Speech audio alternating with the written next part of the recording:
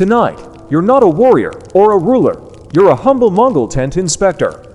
Let's drift through yurts and quiet duties. You're waking up somewhere truly cold. And not the grab-a-sweater kind of cold. This is the kind that creeps into your bones, that freezes your eyelashes, that makes the walls of your tent creak like a tired saddle under a winter sky. You're deep in the Central Asian steppe, bundled in a Mongol gear, the kind of round felt home that smells faintly of old embers, goat hair, and the dried meat you tucked under your saddle blanket last night. The first thing you notice, light, that early, dusty kind that slants through the smoke hole above your head, painting pale stripes across the quilted walls. You're buried under layers of sheepskin and horsehair, but your nose is still warm. You breathe out, and the air turns to frost right in front of you. Welcome to another glorious morning in your highly specialized, somewhat unofficial job, Certified Mongol Tent Inspector. And, to be perfectly honest, it's probably not a career most people would survive. There's the freezing wind, the long rides, the bitey goats, and the constant draft complaints from families who swear they patched that felt last week. But lucky for you, this isn't about surviving, it's about settling in. You're not going to freeze, you're going to drift. Before we move forward, if these weird, cozy, historical adventures speak to you, feel free to subscribe, only if you really want more. I do love to know where, and local time in the comments. Alright, time to pull the blankets tight, switch off the lights, maybe let a soft fan hum in the background, and let's wander into this chilly world together. First order of business, locate your left boot. Not so easy. You blindly pat around under your bedding until your hand finds something squishy. Yep, the goat snuck in again. You scoot it aside gently, grab your damp, fur-lined boot, and slip it on. Still wet from yesterday's river crossing. Excellent. Inside, the gear is quiet, save for the wind brushing against the thick walls and the occasional thump from the neighbor's kids chasing something they probably shouldn't eat. You reach out and run your fingers along the wooden lattice beneath the felt-like birch, folded and tied like a basket, holding the whole thing together with tension and hope.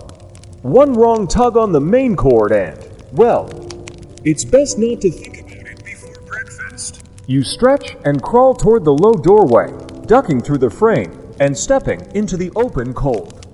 It smacks you instantly crisp, raw, and endless. The sky is a soft bruise of lilac and blue. Frosty grass crunches beneath your boots. Nearby, a herd of horses exhales great clouds into the morning light. Beyond that, dozens of other gears send trails of smoke curling up into the air, each one almost identical in design. Yet every single one tells a different story. To the untrained eye, it's just a bunch of tents. But not to you. This is a system, a culture. A quiet kind of order. And according to the Khan's most recent scrolls, it all needs to be measured, documented, and yes, inspected. Your job. Make sure the door faces southeast, that the hearth is dead center.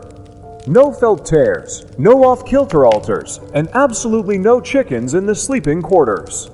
That last rule came after a rather unfortunate allergy incident involving a high-ranking official and a rogue hen. As you begin your morning rounds, you adjust your thick leather belt. It's not just a fashion statement, it's a toolkit. Peg measurer, mini plumb line, scroll of inspection notes tied with a scrap of wool and sheer determination. Somewhere in there's also a pouch of fermented mare's milk. Officially, it's for emergencies. Realistically, you use it to soften your boots and win over grumpy grandmothers. Some scholars still argue about what tent inspections were really about. Order, cleanliness, subtle social control. Probably all of the above, because a poorly positioned shrine could bring shame. A crooked doorframe might earn a scolding from a village elder, and a cracked smoke hole. That's a fine, and a long talk with someone from the Bureau of Spiritual Alignment. You nod greetings at the bundled riders passing by layered in fur, wool, and occasionally antelope leather. One child zips past with a bow twice their size. You sidestep just in time to avoid a flying felt ball. Business as usual. Your first inspection today isn't far, just a few gears over. You can already see something strange. The smoke rising from its chimney is tinted blue. That's not great. Blue smoke usually means someone's burning fish again. You sigh. That'll be a warning. Third one this week. The wine gusts harder now, carrying with it a mix of smells boiling fat, trampled grass, and whatever pungent herbs your neighbor is stuffing into her goat to stop it from coughing. You pull your fur collar up, square your shoulders, and march forward. Most people remember the Mongol Empire for what it conquered. The battles, the horses, the endless plains. But what they often miss is the structure, the rules. The endless network of officials assigned to inspect, measure, and report. There were scribes for livestock numbers, gate guards for camp layouts, even people whose sole job was to approve new songs. Yes, songs. And right now your job is to prod a few tent poles, sniff the air, double-check the alignment of the hearth end. Do it all without knocking over a stove, insulting someone's great aunt, or getting served another bowl of half-frozen sheep lung. You glance toward the horizon. A larger camp waits out there in the distance, its outlines hazy in the rising sun. That's tomorrow's challenge. For now, it's just you, this cluster of homes, and your notes scribbled in the margins of history. And as you step toward the tent with the fishy smoke, one last thought crosses your mind. Please, no chickens today. You step toward the nearest campfire, where the air is thick with the smell of something sour and slightly burnt, like milk gone wrong and barley that gave up. Ah yes, breakfast, the least glamorous moment in your already unglamorous job. This meal has no illusions. It's boiled in regret and served with a side of what else are you gonna eat? The scent alone could knock out a soft-palmed merchant, but you've seen worse.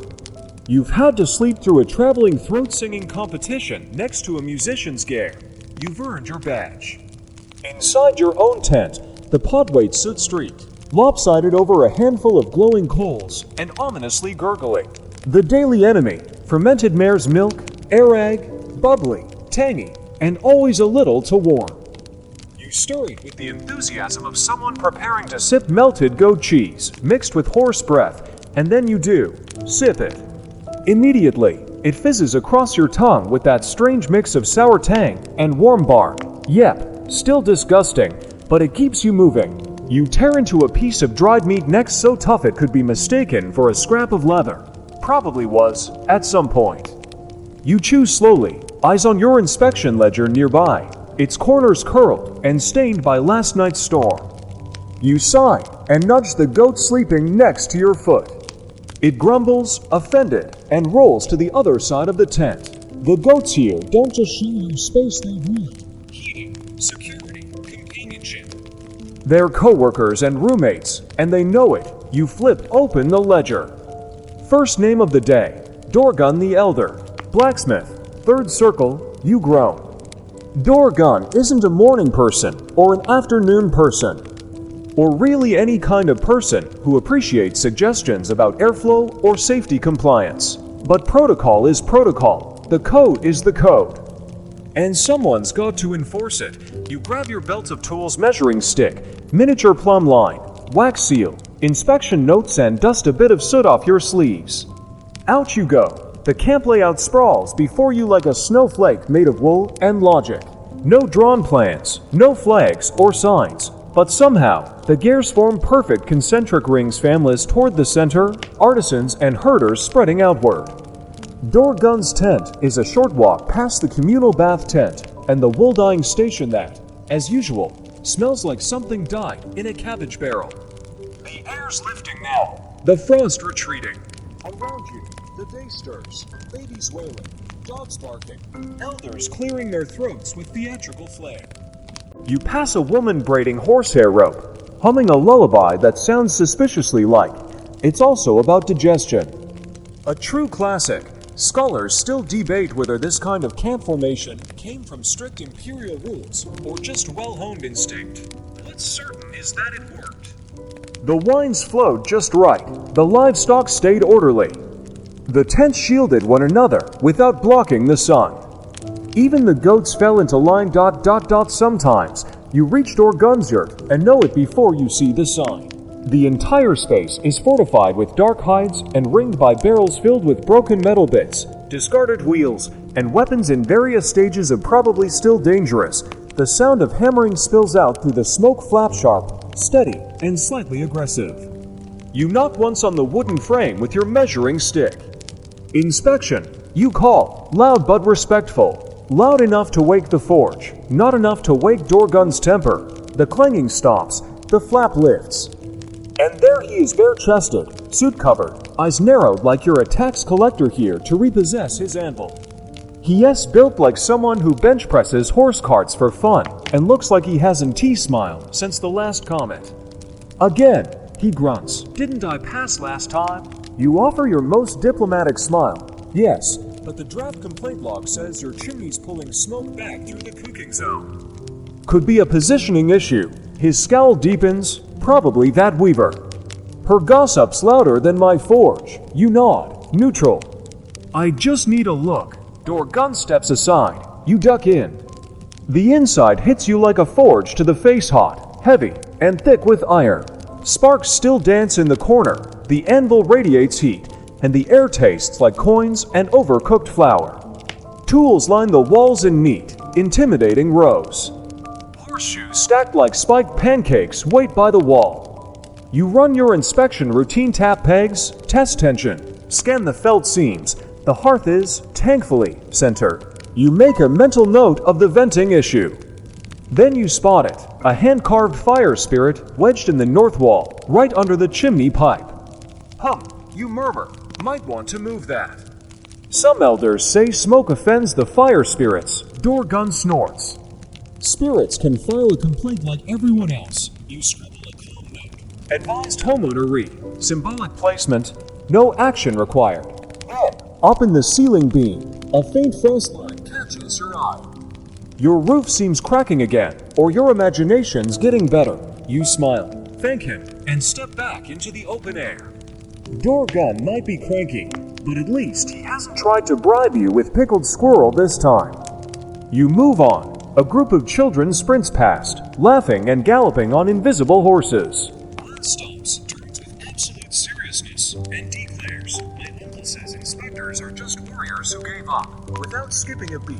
You reply, my uncle says children should be seen and not galloped. He nods, wise beyond his years, and gallops away. And so the morning continues, fermented milk still churning in your stomach, soot on your sleeves, and a fresh list of yurts waiting to be poked, sniffed, and evaluated. You pull your coat tighter as a gust sweeps through the valley. Warrior, bard, cook, maybe in another life. But for now, someone's got to make sure nobody's lighting sacred fires inside a glorified wool barrel. Might as well be you. Your boots sink slightly as you cross a stretch of soggy ground, the earth thawing under the late morning sun. The grass is flat and trampled by hooves, drenched by rain, or maybe the aftermath of some overzealous wrestling. You glance at your ledger, inspection number 247B, artisan class yurt, registered to 1 tegel of the iron bellows. You pause. That's no ordinary listing. That's the blacksmith's apprentice. Which means heat, soot, and absolutely no patience.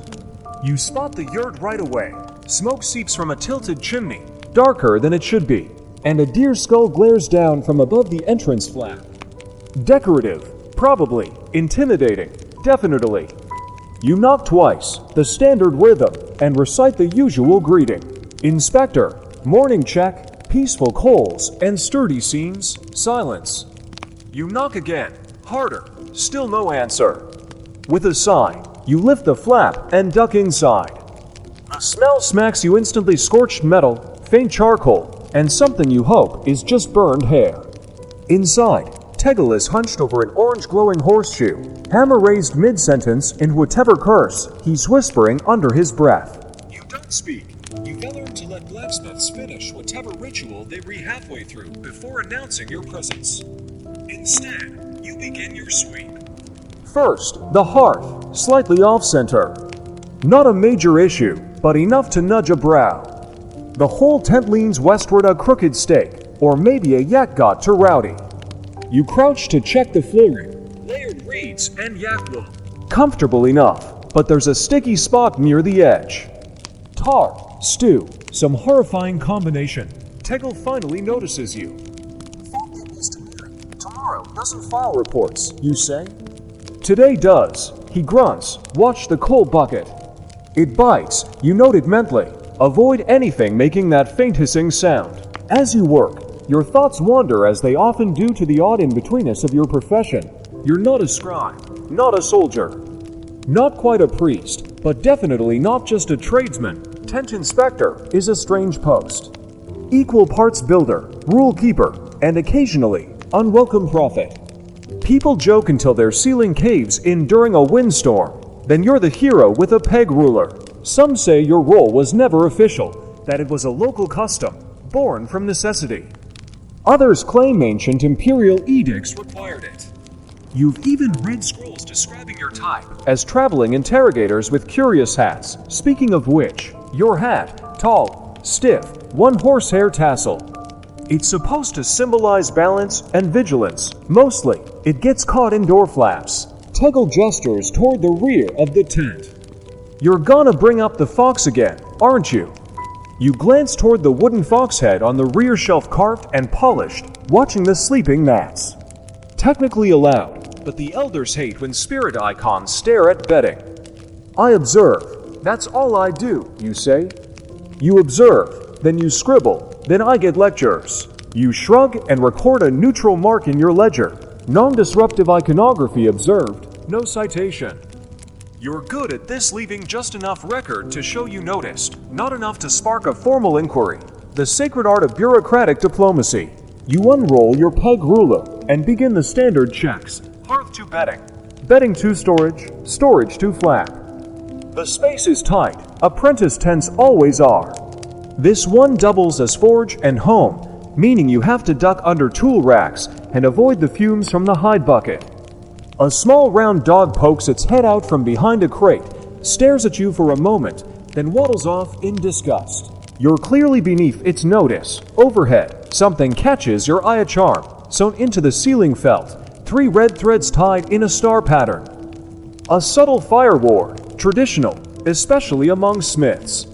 Nice stitching, you murmur. Tegel grunts, my sister's doing. She says the forged spirits have been sneezing. You finish up, roll your scroll, and press your seal into the wax to cross tent pegs. Not impressive, but official. You've got a tension dip on the northwest brace, you mentioned. Could use reinforcing. I'll get to it eventually, you nod. That's the spirit. Outside, the light has shifted. A group of elders stands beside a neighboring yurt, sipping tea and pretending they're not judging everyone else's ventilation setups.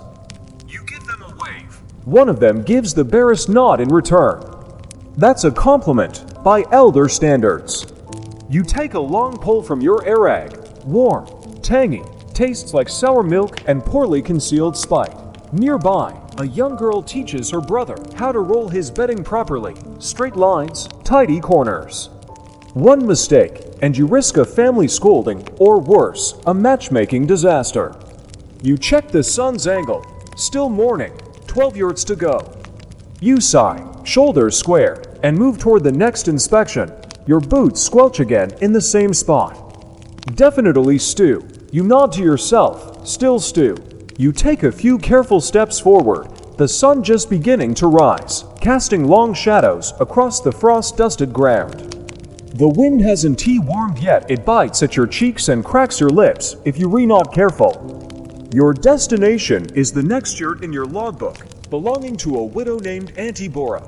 You've been here before. Her place always smells like mint and something rooty, like boiled turnips left on too long. The flap on her door still sags just enough to smack you in the face if you're not quick. She has got a reputation. Collector of ceremonial spoons and master of distrust toward anyone wearing anything remotely official. You square your shoulders and give the usual to knocks on the frame. Inspection, you call. Sturdy seems to you. Inside, something shuffles, crockery clinks. Then her voice gruff, unimpressed. Come in if you've got the spine for it. Charming. You duck under the flap, not fast enough it still clips the back of your head, and step into one of the cleanest yurts in this entire district. Everything inside looks like it's been placed with a measuring stick. Blankets stacked just so, shine perfectly aligned. Not a single thing out of place. There's a dried herb bundle overhead that smells like sharp tea and sharper opinions. Boro is eyeing you from behind a thick wooden ladle. She's stirring something gray and sticky in a pot. You're not sure if it's porridge or punishment.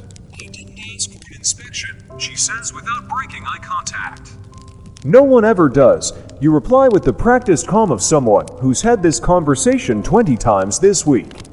But the ledger shows your yurt was moved last moon. That puts it back on the list, she scoffs. I dragged it 2 feet. Molehill, the spirits hate uneven ground. Still counts. You begin the inspection, circling slowly, fingers tracing the inside seams. The felt is firm. The beams are solid. No signs of damp. The ceiling is dry. Everything's in order. Almost. Then, you notice at the direction of the door. It faces north. Not just inconvenient. In a place like this, it's practically a declaration. Yurts traditionally face south or southeast to welcome warmth and fortune. North-facing doors? Those are for grief, or sometimes exile. You pause. Your entrance sits aligned a little unusually. She stops stirring and looks at you with something harder than annoyance. My grief doesn't need your approval. I didn't mean to intrude. You weren't supposed to know. She cuts in, quieter this time. But if the rules say I'm wrong, write it down. For whoever shows up to fix me, you breathe out slowly. This is one of those moments between policy and people. They trained you how to measure beams, test seams, log faults, not how to read between silences. I'll list it as a temporary spiritual adjustment. You say carefully, her gaze softens, just a flicker. And you won't send a monk to chant at it, only if he volunteers. She huffs a laugh. Fine, want to see the spoons. Of course the spoons. She reaches beside her mat and unfolds a cloth bundle. Inside are dozens of carved wooden spoons, each etched with different animals and symbols. A fox, a horse, a turtle on a cloud. Every one of them tells a story. These are for the important meals, she explains. Special dishes, special knittings. This one as she holds up a double-handled spoon used for proposals. You nod, lips pressed into a smile, resisting the temptation. You scribble a few final notes in your ledger. Well-maintained interior. North-facing door noted. Approved with annotation. Then your eyes catch a tapestry near her sleeping space. A lone figure walking across the steppe. Yurt in the background, head bowed. You don't mention it. Some things aren't meant to be spoken. But you remember it. Outside, the wind picks up again. You wrap your cloak tighter and bow your thanks. As you turn to go, she presses something into your hand, a spoon carved with the wings of an eagle. For fairness, she says. You nod, unsure of what to say, and slide it into your belt beside your ink pot. It taps lightly against her side with each step as you head to the next yurt. Ahead, you hear hammering. Never a good sign. But before you go, you glance back. Boro is already tying her door flap shut again, muttering about inspectors and meddling. You can't help but smile. Is its own little world complete with secrets, customs, and histories that no ledger could ever really capture. And so, you walk on, the eagle spoon swinging at your side, marking your quiet passage across the windswept camp. You're halfway to your next inspection when the wind changes. Sharper now, carried on it, the unmistakable tang of burnt sage. And something faintly feathered. You stop in your tracks. That scent combination never means anything good. Frowning, you glance down at your ledger. No name listed. Just a single symbol, a swirling spiral trailed by 3 dots. Your stomach drops. The shaman's tent. Of course it's today. The one with the bone flute. The laugh that sounds like falling pebbles. And the troubling talent for showing up uninvited in your dreams, usually when you reach trying to enjoy a peaceful mountain walk. You adjust your hat, mostly to buy time. The rules are very clear. Every tent must be inspected. Even the ones filled with bird skulls and bowls that murmur when the wind shifts. With a sigh, you march forward. The tent doesn't look like the others. Most are round and proud. This one lists to the side, shaped more like a drooping egg, taller in back. Slouched in front, like it's ashamed of itself. Painted streaks in ochre, run across the hide. Some you recognize as warning signs. Others, well, they might be stains, or curses, or both. You clear your throat. Inspection. You call out, already doubting every choice that's brought you to this moment. From within, a low hum rises, followed by a voice airy, sing-song, and far too pleased. Ah. The tape measurer arrives. You duck through the flap, and instantly regret it. The air is thick with incense-eye watering, throat-coating stuff that makes your tongue taste like moss and metal. Dried herbs crowd the ceiling beams. Bones dangle from threads, clicking faintly. A massive bird claw sways above the entrance like some twisted welcome sign. And there they are, seated in the center, wrapped in a robe stitched from all feathers and questionable intentions, the shaman. You've never been quite sure of their name. You only ever remember their smile, the kind that suggests they know what you dreamed about last night. And maybe what you're about to dream tonight, too. They swirl a spoon through a bowl of something that gurgles disturbingly. Could be stew. Could be a frog. Let me guess, they muse, eyes twinkling, door flap too eager. Smoke hole attracting the wrong kind of spirits. Floor rug upsetting the mood. You cough gently, routine assessment. Hearth alignment, airflow, support structure, spiritual containment. The usual, they chuckle, containment, such a heavy word. You inspectors have such your square souls, you set to work, to your eternal irritation. The hearth is flawlessly centered, aligned either by divine geometry or dumb luck. Supporting beams are lashed with dyed twine in complex knotwork, possibly protective, possibly decorative, possibly tax evasive. The smoke hole is held open by a stick carved into a Volf's jawbone. Unorthodox, you mutter, making a tidy note. The shaman watches you with the vague amusement of someone observing a goose try to read. Reading. They offer suddenly, grinning. Yours, the bones are already warmed. You hesitate. Will it extend the inspection? Indefinitely. No, thank you. You move to the northwest seam. Feathers, bright and mismatched, are stitched in with red thread. Definitely not standard issue, but also not forbiddance. Decorative embroidery, no structural interference. You're trying very hard not to notice the way they're still smiling at you. I dreamed of you last week. They say lightly, your pen falters. Did you? You were climbing a hill made of your poles? A goose sat at the top. It insulted you. You sigh. Dreams speak truth. They reply sagely, going back to stirring their ... Whatever it is, you measure the bedding mat's distance from the hearth. 3 strides exactly, as if triangulated by the stars. You hate how spatially accurate this shaman is. Scholars still debate whether Mongol shamans were spiritual guides, community healers, or licensed chaos agents. This one seems to be all 3, with a dash of menace and just enough wisdom to make it hard to file a formal complaint. You cap your inkwell. That concludes the check. Before you can slip out, they hold out a small bundle wrapped in wool. A charm, they say, for protection.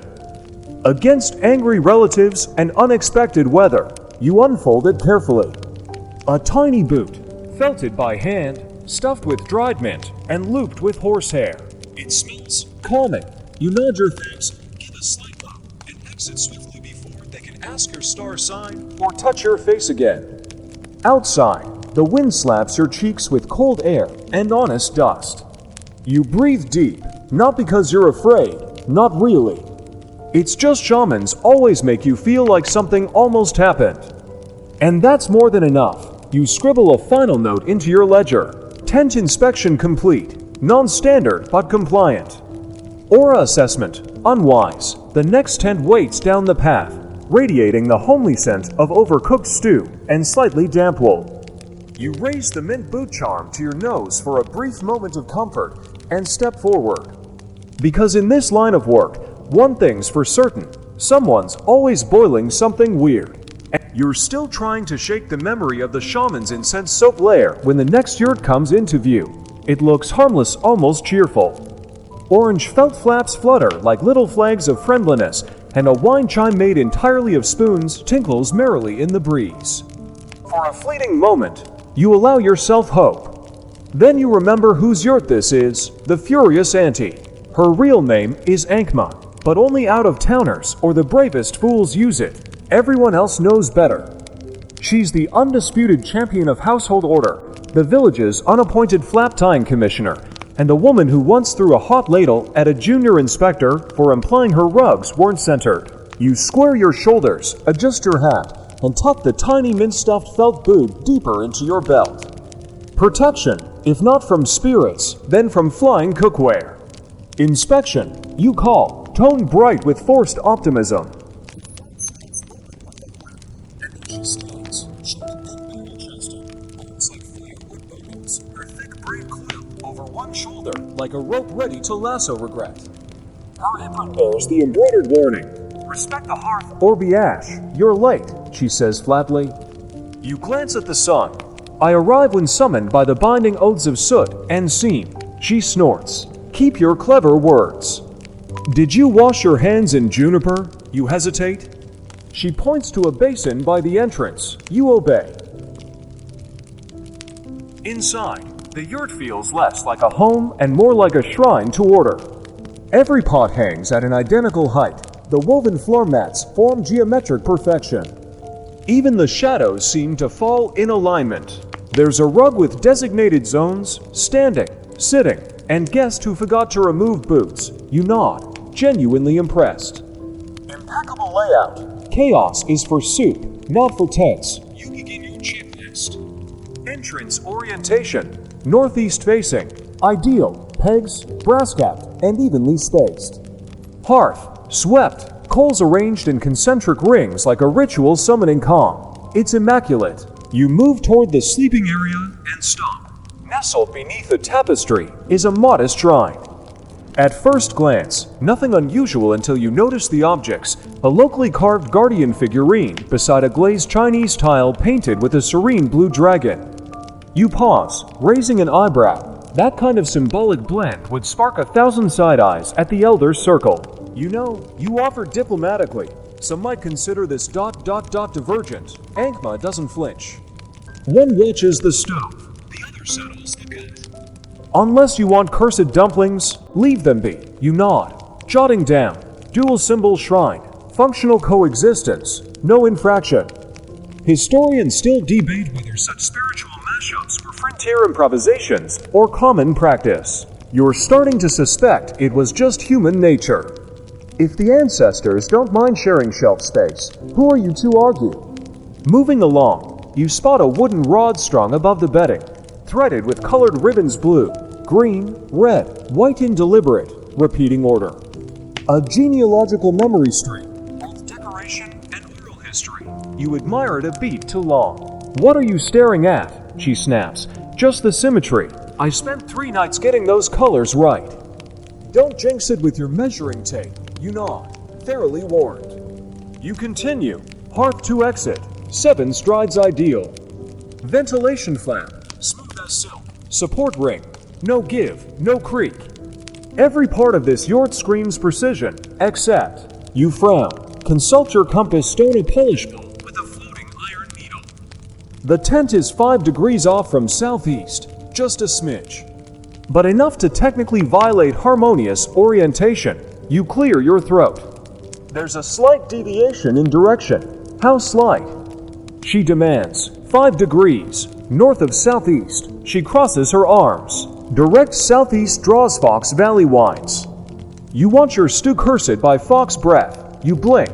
I don't recall that in the handbook, because books weren't written by people who live downwind of foxes. You hesitate, then mutter. Noted. Harmonious deviation. Justified by regional lore. You're not about to argue with a woman who sharpens her ladle. She watches you scribble your last notes, then surprises you by handing over a small cloth pouch. Dried apples, she says, for the road. Don't say I never gave anything to an inspector. You blink. Thank you. That's surprisingly kind. I didn't say they were for you. I said they were for the road. Try not to trip on your way out. With that, she waves you away like a persistent mosquito. You bow low and back through the flap, resisting the urge to kiss the ground. Outside, the air feels cooler, kinder. You breathe deep, and bite into one of the apple slices.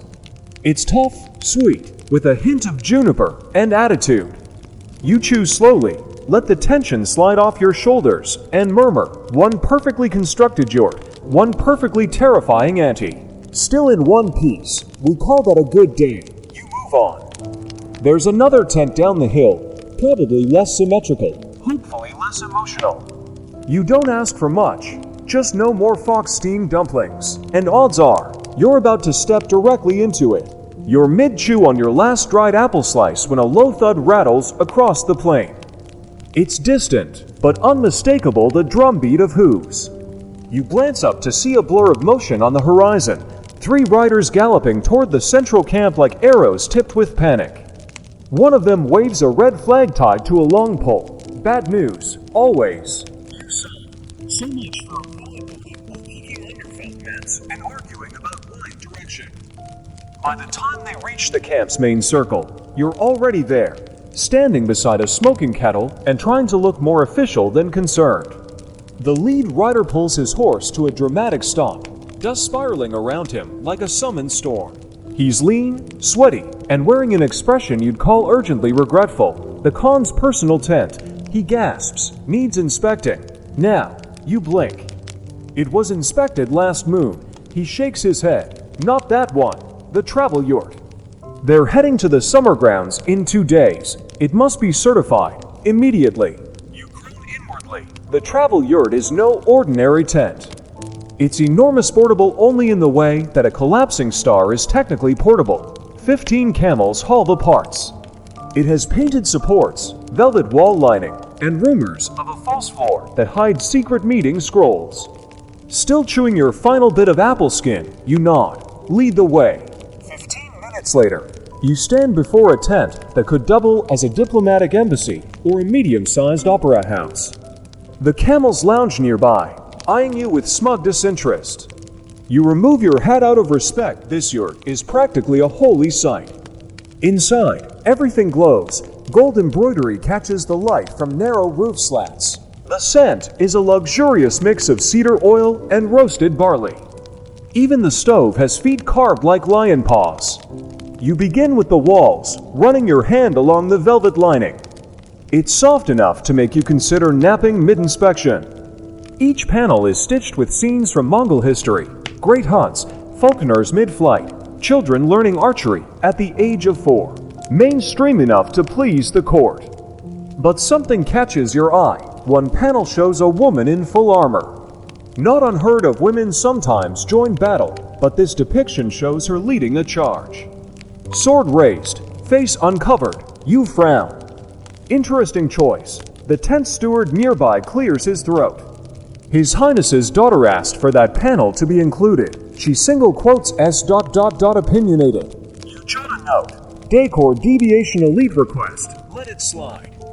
Historians still argue whether Mongol princesses held real tactical power or simply ceremonial influence. Your theory, they had as much authority as their sarcasm allowed, and this princess seems fluent. You move to the hearth. It's a dual-chamber design, recently cleaned, polished to gleam like obsidian. But something's wrong. The ash pit underneath is warm. You crouch. Has this been lit today?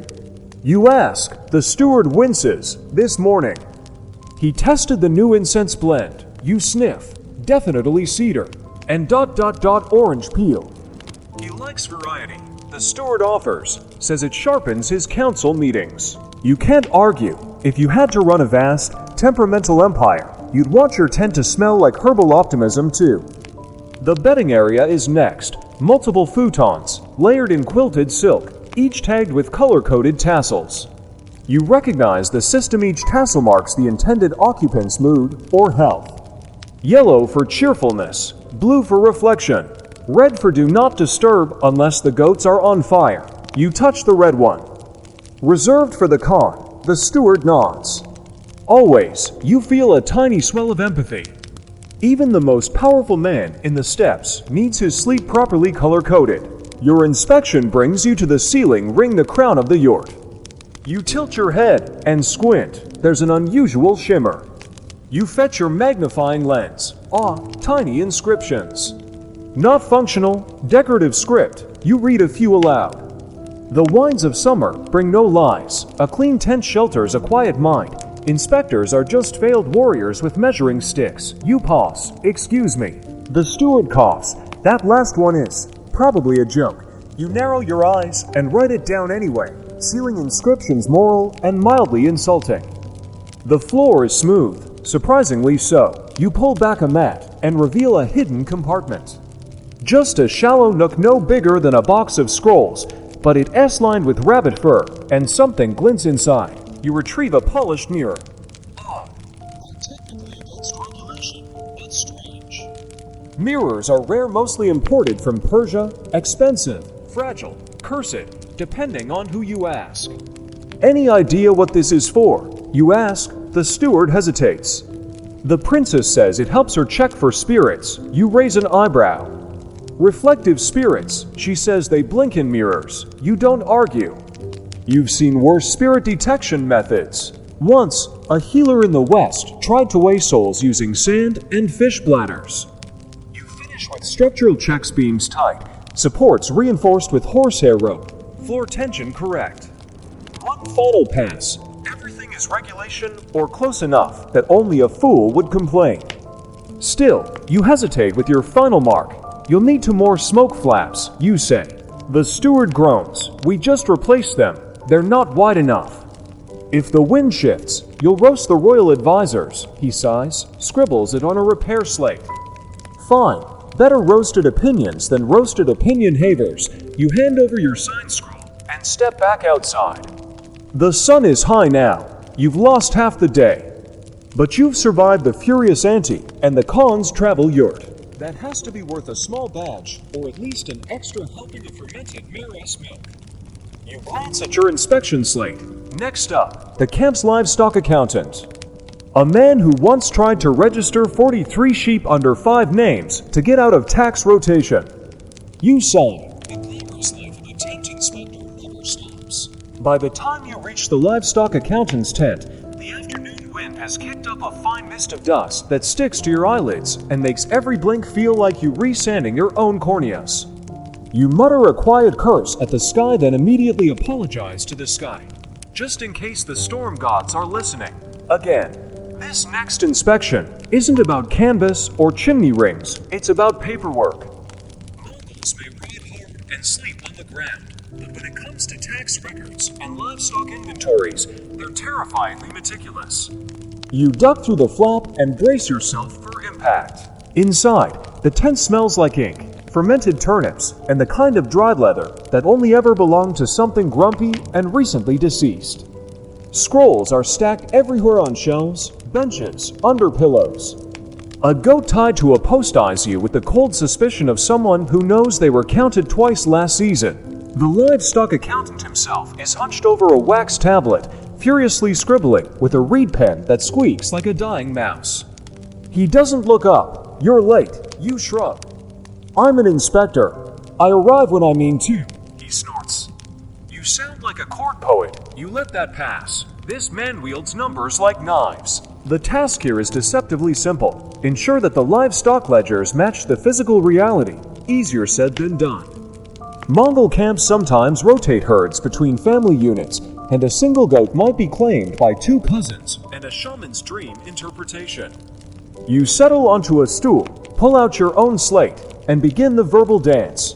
According to last cycle's ledger, you say, this camp reported 112 goats, 75 sheep, 22 horses, and 11 yaks. The accountant raises an eyebrow. We've essence bartered 3 yaks for a wedding and gained 7 more sheep through marital debt. You nod, and the 112 goats. He grimaces. Well, goat 37 died. Natural causes. Fell into the bathwater pot. Scalded the stew. Caused a minor scandal. You scribble. 1 goat death culinary mishap. You follow the numbers down the line, and as expected, some things don't quite add up. Goat 59 is apparently both alive and pregnant, despite being a castrated male. You point this out. That's probably a clerical error. He mutters. You smile. Or a miracle. Historians still argue whether Mongol livestock registration was a system of high bureaucratic order or a half-sincere exercise in creative storytelling. You lean toward the latter today especially. To verify the living inventory, you insist on a walk throughout. The accountant groans, but complies. Outside, you circle the penned animals, ticking off categories like a steppes-born Noah. There's a curious yak with one blue eye and a bell tied around its neck. It follows you like a slightly mournful dog. You note, yak for unusually social possible reincarnated herder. The accountant shrugs. He likes your energy. Back inside, you move on to tax compliance. That's where the real tension always bubbles up. Mongol camps pay tribute, not in coins, but in goods often based on head counts. And forgetting a few sheep can mean the difference between a lean winter and a comfortable one. You cross-check the tribute record with the army's requisition slate. There's a mismatch, one sheep unaccounted for. A single sheep, the accountant sighs, rubbing his temples. Must we do this every season? You nod solemnly, every single sheep. He disappears into a corner and pulls out a dusty sack. Inside, a woolen tunic, clearly homemade, still smelling faintly of lanolin. Sheep 77, he says, sacrificed for my mother-in-law's winter gift. You raise an eyebrow. Documented. He looks away. I may have omitted it. You scratch a note, but your tone softens. Just mark it next time. Fabric counts. He exhales, as if finally surrendering to your unrelenting inspection logic. You're more persistent than a camel with a limp. Thank you, you say. I'll add that to my resume. The final part of the inspection is a new initiative, rotational herd fencing. Supposedly, shifting grazing zones improves soil resilience. A recent council decree mandates that every large herd owner rotate their pastures every 16 days. You ask if he's complied. He scratches his beard. We rotate them when the grass gives up. You press. That's not what the scroll says, he frowns. Gross doesn't read scrolls. You sigh.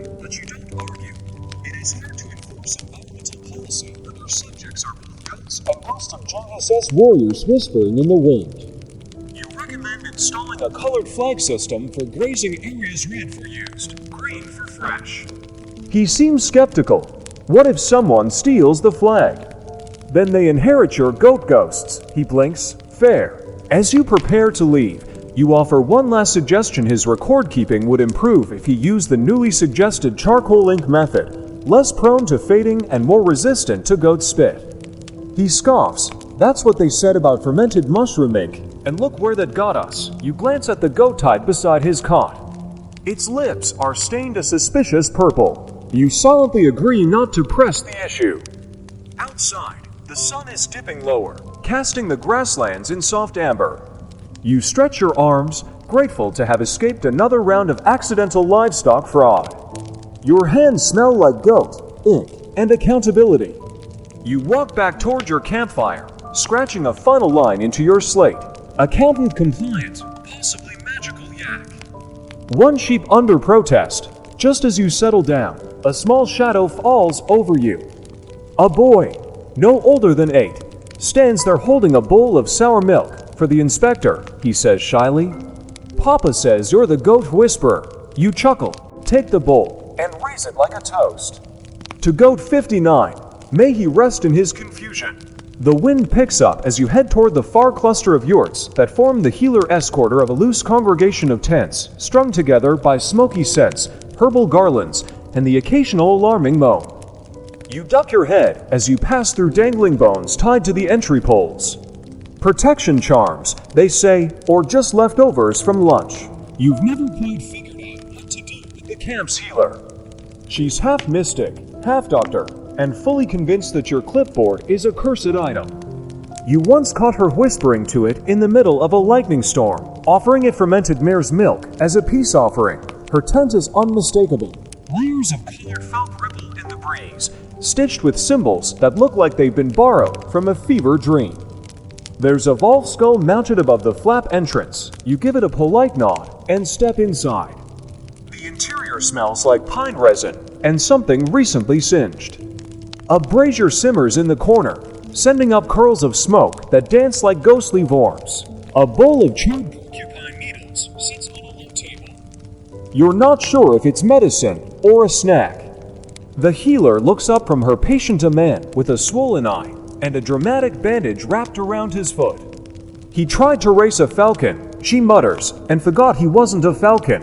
The man groans something incomprehensible. You settle onto the opposite rug, cross-legged, trying to remember the last time you filled out the health and wellness portion of your inspection logs without bracing for a fight. The healer tilts her head, still pretending that book of yours tells more than the clouds. Only on Tuesdays, you reply. Historians still argue whether Mongol medicine leaned more toward shamanic ritual or empirical herbalism. Judging by the burning squirrel tail in the corner, today leans heavily toward the former. Your first duty is to ensure that all healers have logged their treatments and used approved ingredients. You ask for her records. She hands you a deerskin scroll that appears to be written into languages and at least 3 blood types. You squint. Is this goat blood ink? She shrugs. Ran out of berries. Goat 40 to had a nosebleed. You jot it down anyway. So long as you didn't use the same goat for bandages, no promises. You ask about recent outbreaks. She lists 5 cases of wind fever, basically a chill with drama, to sprained ankles from wrestling competitions, and 1 boy who swallowed a button and proudly announced it. You inquire after him. He's fine, she says. Now claims he's immune to arrows. You add, patient stable, possibly immortal. You turn next to a more serious matter. A recent imperial scroll declared that all camps must report on birth rates and maternal care. Midwives are to be inspected for hygiene practices, a tricky request when your sterilization protocol involves chanting and yak butter. The healer narrows her eyes. You want to check the birthing tent. You nod. Just the logbook and maybe a look at the water troughs. She sighs and waves you over. Behind a beaded curtain, there's a space set aside for midwifery. Surprisingly, it's spotless clean blankets, fresh wire, and a strange wooden figure carved into the shape of a goddess with 12 hands. Each hand cradles a tiny animal. You raise an eyebrow. Traditional. Supervised by dreams, she says. Mine and 3 grandmothers. You're inclined to believe her. The record book lists 6 births in the last moon cycle. All healthy, no deaths. A remarkable statistic if true. Any miscarriages? You ask gently. She hesitates. 1. Early. Family doesn't want it noted. You pause, then scribble. Unconfirmed early loss, respect privacy. Caution for future counts. Sometimes your job isn't to count, but to listen. And then whisper the truth quietly between the lines. Next, you ask about mental health, a new initiative passed down from the Khan's progressive 3rd cousin who read one too many foreign scrolls. The healer snorts. Everyone's mad, she says. Why else would they live where the wind never sleeps? You smile. Any specific cases? She motions to a boy sitting outside, calmly painting rocks with horse blood. That one thinks he's a stone. I let him be. Stones don't steal sheep. Noted. You run a quick hygiene check. Boiling bowls, fresh poultices, no visible rat nests. You spot a drying string of teeth and ask the obvious question. Are those human? She grins. Mostly. You choose not to follow up. Before you leave, you bring up a recent herbal supply decree. Each camp is supposed to cultivate a small garden of essential medicinal plants, mint, juniper, wild garlic, and the ever-controversial dream root. You ask where hers is. She points toward a suspicious mound outside. They grow best with music. I sing to them when no one listens. You take her word for it. As a parting gesture, she hands you a small cloth bundle. For your headaches, she says. You carry too many numbers in your skull. Inside the bundle is a ball of wool soaked in lavender and something ... spicier. You raise it to your nose and instantly feel like you've been hit with a scented hammer. Is this legal? In 3 provinces, she says with a wink. As you exit the tent, the sky is blooming into dusk, colors bleeding across the horizon like spilled ink on hide parchment. The air smells richer now with smoke and crushed sage. You scratch the final notes into your inspection slate. Healer competent. Possibly magical. moderate compliance, minor herbal terrorism. You glance back at the Volv skull hanging over the entrance. This time, you nod with genuine respect. You're bone-tired now. Not the dramatic sword-clashing epic poem kind of exhaustion, just the quiet ache of a day spent walking in circles correcting the tilt of rugs and the angle of tent poles mediating arguments about the ethical treatment of goats and pretending you didn't see the child trying to ride a chicken like a warhorse. But the last dirt on your list looms ahead. It's the Khan's inspection tent place meant for you. Ironically, your own work inspected by your superiors. You smile wryly at the symmetry. Even the inspector must be inspected. Everyone answers to someone, after all. Inside, there's a small brazier still glowing faintly. A sealed scroll sits on the table. You recognize the wax sealets from HQ, carved with the double horse sigil that says, urgent. Read before you sleep. You groan. But first, your final notes. You unfurl your own leather-bound report, flipping through ink-streaked pages and little side doodles you'd added during boring meetings. Then you're to Tilted, another with suspiciously few occupants. A healer who might be a part-time sorceress. A saddle maker who moonlights as a marriage counselor. You pause to sketch a rough map of the camp marking waste zones, water access, livestock corral efficiency. You circle one area, too close to the ceremonial yak, meets fencing. Historians still argue whether these inspector-led reports genuinely influenced Mongol policy, or if they were mostly symbolic part theater, part data collection. But you take it seriously. Someone has too. You glance toward the scroll again. Maybe it's a new regulation. Maybe it's your reassignment. Maybe they're finally sending you somewhere warm. You leave it unopened for now. Outside, the sky has softened to velvet. The fire pits across camp sparkle like scattered gold coins. You hear laughter, the rhythmic pounding of a cooking mallet, and a distant horse whinny. It's oddly peaceful, this life of wandering yurts and scribbled checklists. You rise, stretch, and blow out the last lantern. Your job is done for today. Tomorrow brings more rugs to straighten, more people to annoy with questions they didn't ask, and possibly one more goat-related scandal to resolve. And so ends another perfectly uneventful day in the life of a Mongol tent inspector.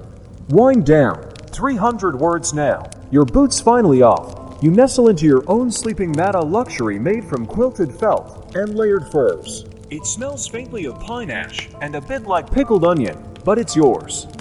The flap of your tent rustles gently in the night breeze. From outside, you hear the occasional jingle of a horse's harness or the low hoot of a steppe owl, sounding like it's just as tired as you. Your muscles unwind slowly, like tightly coiled rope easing out across the ground. The crackle of a nearby fire becomes your lullaby. That clipboard, now resting near your boots, almost seems to sigh with relief alongside you. The stars spill across the sky cold and brilliant hand for once. There are no more questions to ask, no more hides to inspect, no fires to chase. Just the soft hush of wind slipping between tents, the familiar smell of wool and earth, and the weightless quiet of a camp at rest. Let your breath slow. Let the tension in your shoulders dissolve like smoke on the wind. You've survived the dust, the gossip, the questionable tea, and even the healer's dream root remedy. You're warm, you're safe, you've done enough for one day. So close your eyes, friend, let the camp fade from view, and let the night take you gently.